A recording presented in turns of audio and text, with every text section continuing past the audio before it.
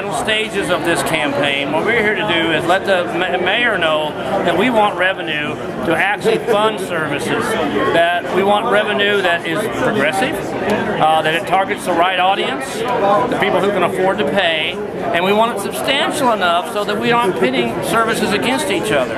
Yeah. I can't think of very many services that people are here to defend aren't worthwhile services. The city would like for us to discuss. I know Amanda last time said that, well, if you're going to ask us what you want to save, tell us where we can cut. That's not a question that we should be asking people. What we should be asking people is help us find ways to raise revenue to fund these programs. We can do that. You know, one thing that makes Portland unique is we haven't looked for local solutions for our local problems. Exactly. We haven't looked for a street maintenance fee to help pay for our streets. We haven't looked for some kind of operating levy for our parks. Oh yeah. These are the things that we need to be asking, and we need to make sure we target the right people that can afford to pay. The ones who aren't paying their fair share today needs to be asked to pony up, get back on the payroll, get back in the tax rolls, and start paying your fair share.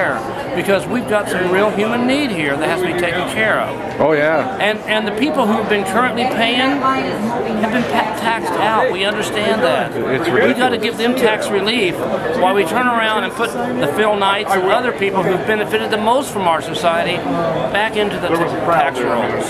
Well, how does a 10% cut, how does that fit into play? I've heard about this 10% cut plan that Mayor Well, it's a 10% Hales. scenario. It's an exercise that he's going to ask you to take a 10% cut off your actual budgets from last year, the actuals, and then turn around and buy back what critical services you've cut in a priority of where you want it bought back at. It's an exercise, I understand, but we're waiting with bated breath to see what the mayor's going to come up with. Now, he promised in his campaign he was going to focus on services and focus on delivery of service. Yeah. And the frontline workers. We're going to try to hold him to that. We're going to try to have him look at, first of all, the first place he should look for savings is in his own bureaucracy. We've got a top-heavy city. The first step in saving money should be in the overhead costs of the city. And only when you wring that as tight as you can would you be justified in looking at the frontline services, because that impacts the community. Why would you want to look there first? You'd want to look for jobs that don't impact the community. And those are mainly in cost and overhead of the city. So what we want the mayor to do is look for his cuts where they belong. We got a span of control problem in the city of Portland. Our managers, on the average, only have 6 people they manage. They have 6 reports that they take as part of their job. These are city managers. They're city managers. Now the county has a 8-to-1. The state has 11-to-1. Now if they did nothing more but to move toward where the state is on their management, they could save millions of dollars in the city of Portland. We're not asking for a painful process. We're just asking for a rational process that's as rational as the state of Oregon already is doing. So we're asking the mayor, look at your overhead costs, figure out which ones are vital for delivery of services, which ones aren't, and make your cuts appropriately.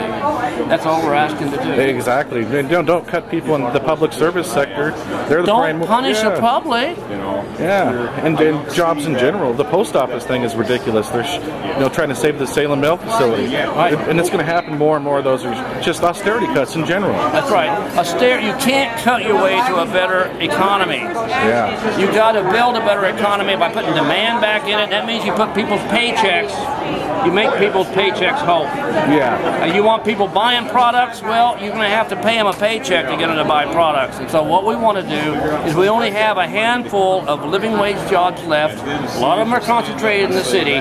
We're not going to cut those as well, because once we get down that path, where do we end? And infrastructure starts failing. Everything. Everything fails. Upkeep and maintenance of the city. That's exactly right. So that's my position. My name is Juniper, and I am 6 years old.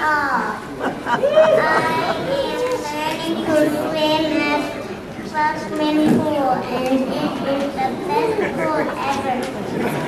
Last year I was and now I am a polar bear because you have the pool open for kids like me. It is the only pool close to me. My mommy can't drive. I love my teachers, Kim and Chelsea. Please keep the pool open. Thank you.